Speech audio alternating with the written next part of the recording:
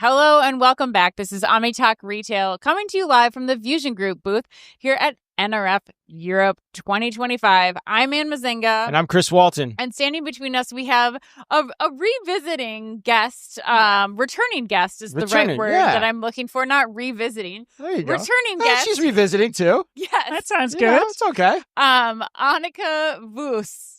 Did I say Vooes? Vooes. Anika That's fine. Vooes. I'm going to work on that. I'll have Okay. it by the end of this interview, Okay. I promise. Just say Anika, that's fine, and I will react. She's Anika. She's like Cher. Yes. Anika is the Chief Acceleration Manager for Rewe Digital. And Chris, we met Anika back in the day when we were touring the Rewe stores throughout Europe. We did, yeah. Long time OmniTalk followers will Yeah. probably know Anika. But why don't you start off by telling us a little bit about yourself, your background, your career, and also about Rewe too, and what your role is. Yeah, well, thanks for the nice introduction. Really happy you're having me again. And that we're meeting in Paris. That's really great. Of course. So Rewe, for those of you who don't know, is really one of the biggest retail groups in Germany. We have brands like the Rewe supermarkets, the penny discount stores. And we're employing hundreds of thousands of people in Europe, live in over 15,000 locations. And Rewe really is driving digital retail and innovation. And Rewe started nearly 100 years ago as a cooperative with independent grocers. Okay. And grew into one of the biggest players in Europe. Yeah, 15,000 stores is a lot of stores. 15,000. That's Wow. big, right? That's large. Yeah, that's pretty big. And what about yourself? Yes. Tell us about you. About Yeah. myself. I'm really, really enthusiastic about building bridges between startups and corporate world.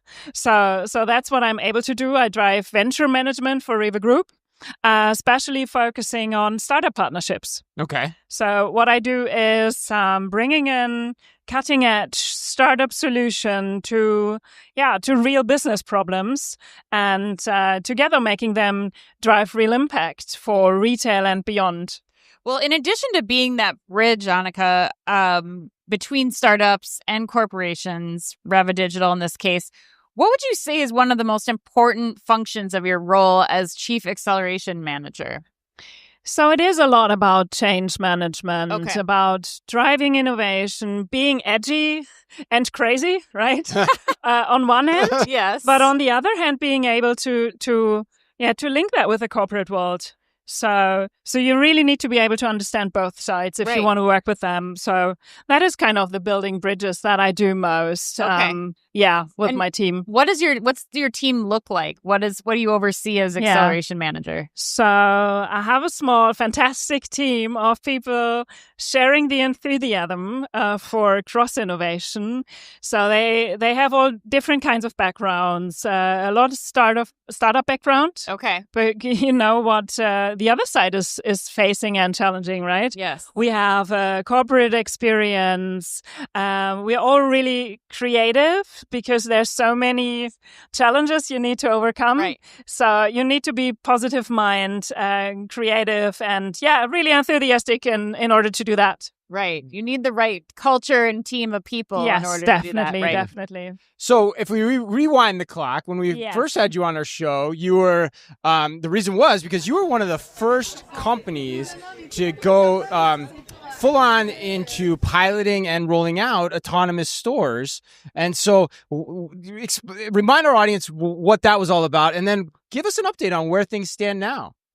Yeah, I love thinking back, really. I know. Yeah, right? Because, this was probably the coolest, the most challenging, and most exciting project that I did in my career so far. No doubt. Mhm. No doubt. I Yes, don't because, doubt that. we were so successful with that project, going live after idea in such a short time, and the customers loved it, the press loved it. I met so many great people like you who wanted to It was so exchange fun. about the technology, the experiences we made. So, that was really an extraordinary project. And Yeah, where are we now? It still really is a lighthouse project for Rewe. Yeah. Okay. Yes. And we put so much energy in the development and not stopping, but really looking at customer experience and making it better.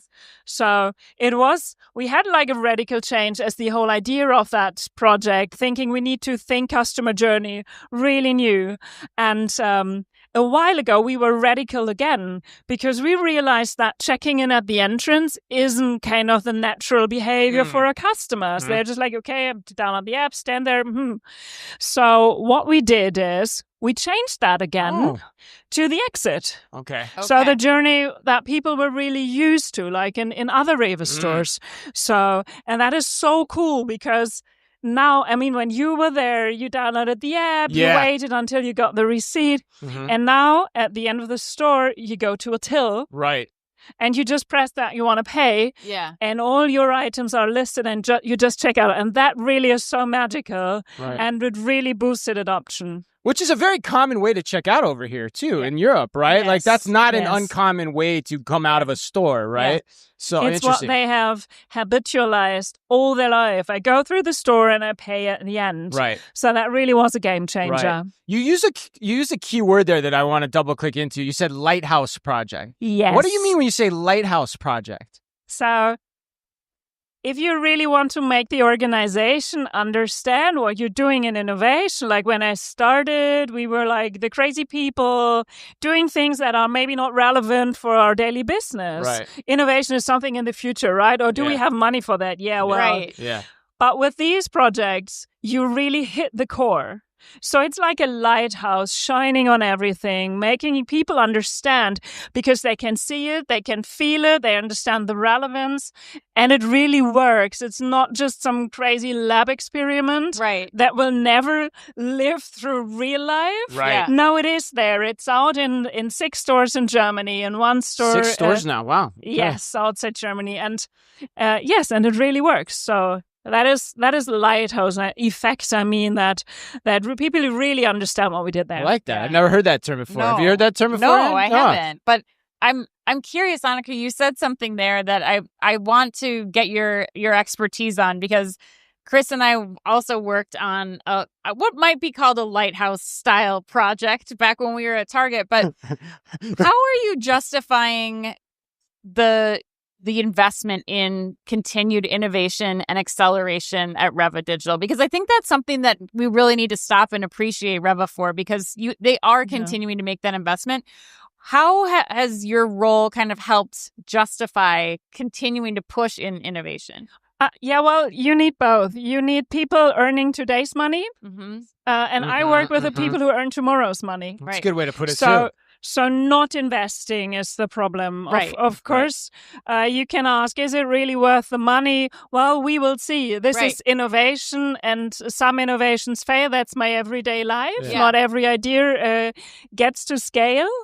But if you don't invest, you will fall behind. Yeah. I mean, we all know the innovator's dilemma, right? Yeah. If you're successful and think, nothing can happen to me, that's the moment when something will happen to you because you will miss out on the radical change that will come. Right. Well, and I'm curious too, because you pivoted. You went from, we're going to do this one way, this is how we're going to deploy it, to now we're going to change things around. We're going to do, we're going to have them scan a code at checkout. What goes into making those decisions and making those decisions successfully when you're working on innovation projects?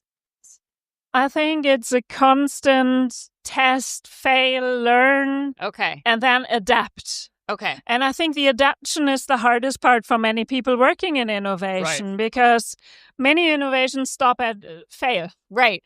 Okay, did that, didn't work out, next. Yeah. No, but you need to have that gut feeling thinking, no, it's not done yet. Yeah. Let's try something else. And that is the game changer, I think. Right. If you're able to learn quickly, you don't want to learn over years and years and years, right? You need to kill your darlings as well. Yes. When you don't think you can reach the top leave it. Yes. Yeah. But for the things where you think you have that gut feeling, and that's what people in innovation have, they're all gut feeling, right? When you have the feeling there's something in it, then adapt and try something else. Right. Yeah, it's a product management discipline, a product management philosophy, really, too, right? Like adapting as you go, continuing to iterate. Yeah. Yes. I love what you said. I love what you said about there's people that make today's money and we're about making tomorrow's money, too. Yeah. That brings it home for me, 100%. Well done. That's great. Well, Anika, we have to ask, because you are an expert. What is it that you're looking at NRF here at the show? What technology is piquing your interest now as you think about how you're making tomorrow's money? Yeah. I will focus on startups, on investors. Okay. So looking at the early stage developments. Okay. I want to see where's the most attention on AI use cases, what's going on, where are the new ideas and seamless omnichannel solutions, who's really putting value on digital twin ideas. Okay. Oh, So, wow. I mean, there's so many things. Data strategy is something as well. So I'll be on the lookout for the trending things and for the things coming up in the future. Okay. Anika, how many projects do you have going at any given time in the experimentation arena? That's really hard to answer. I think it's a portfolio that Okay. you need. Yep. You can have not more than 2 big projects Okay. at the same time, because when we do very innovative things, they take some time. So you have one person on it for a year or maybe longer. They need to become experts of the Okay. field, know the technology, and also bridge the way from lab to everyday business, because we don't stop after lab. Yeah. We wanted to really go to scale. So you need to balance that with some speedboat projects and some things in between. You don't want to run out of things at any point. Yeah. So what we're doing, we have these big innovation projects with innovation managers, but we also have startup partnerships Okay.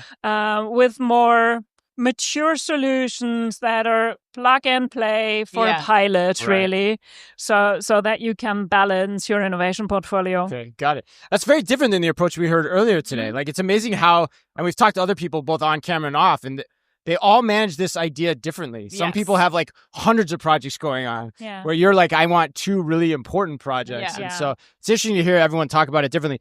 All right, so I'm curious, maybe there's another Lighthouse project on the horizon in 2026, but what are you most excited about coming up in this next year? I'm really excited about further pushing the boundaries of corporate innovation. Okay. So What how does that look like? can we accelerate things? And I really believe in cross-innovation, especially with startups. So that will be my focus. The way we work with startups, the number of startups we can work with, and really being a good partner for startups, because that's a hard thing to do for corporates. Right. And I think that will really push the speed that corporates are able to gain in that crazy new speed of innovation that we're facing. Right. That's a big task you have Yeah. ahead of yourself. I'm But up for it. I can think of no better person Yes. to take on the job. Yeah, no, you're a real expert here. We got a real expert with us here. Well, thank you so much. Thank you so much. It was a pleasure. There's a lot of nuggets from this conversation that I'm already thinking Thanks. about and thinking about spinning up and talking about on social media. So it's really wonderful. Thanks for spending time with us. Enjoy the rest of the conference too. I will. I know you Thank just you. came in on the train. Yeah. So yes. And thanks to the Vusion Group for allowing us to come and do all these fabulous interviews with all these great executives from across the pond. And until next time. Be careful out there.